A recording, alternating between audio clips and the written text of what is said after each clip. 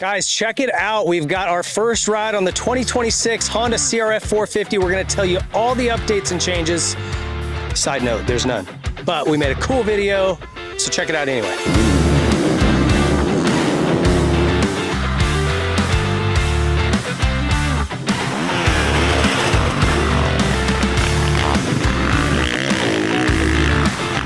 Everybody, we are out here at Fox Raceway today riding the 2026 Honda CRF 450 with our test rider, Michael LaPaglia, who has not ridden the new iteration of Honda's 450, so it's been a handful of years, right? Yeah, it's been a long time. I don't think I've ridden a Honda since maybe the 2019 model, and it was just a neighbor's and rode it at Cahuilla, and that was it.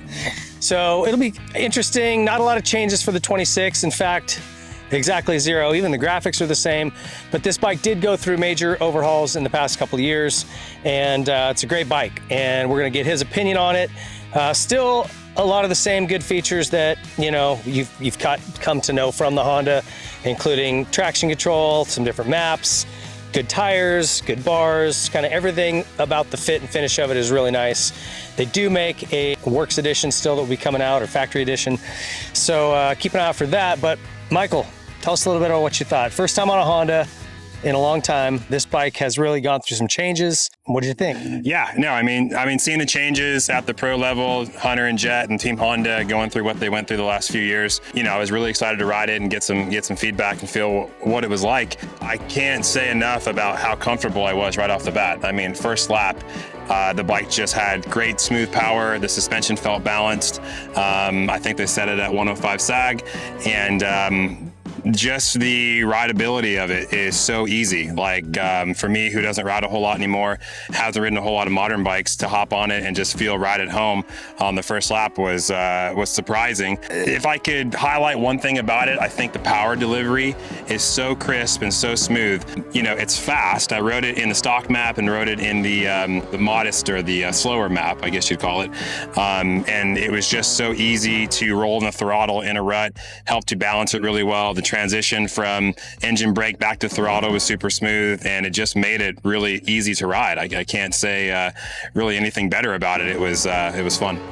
Yeah, and I mean, it's kind of been a tribute that Honda has had most of the time. They've missed a time or two. The 2009 450 was kind of a mess, but most of the time you get on a Honda and you just go, oh yeah, that feels right. Everything just feels comfortable. Yeah. And that character is back in this model, obviously.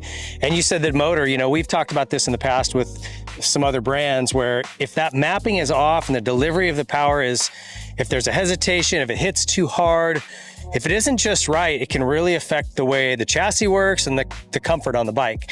And so I think that's really what they've gotten down, is that mapping, the way the power delivers. Yeah, well, they've nailed it, because you're absolutely right. It makes a bike so hard to ride when it's a surprise when you hit the throttle. It causes arm pump, makes you ride tight. So Honda's nailed it with this. Again, it's so smooth, the delivery's so easy, and it's fast too. That's what's so surprising, is typically with a nice smooth delivery, the bike's a little sluggish, a little slow, but that's not the case here. Like, it had plenty of power for me. So that was just really good. I was really impressed with it. And we were mostly on the vet track today. The main track was pretty gnarly, gooey, and they watered it a lot. What did you feel with chassis, cornering, suspension, kind of all that?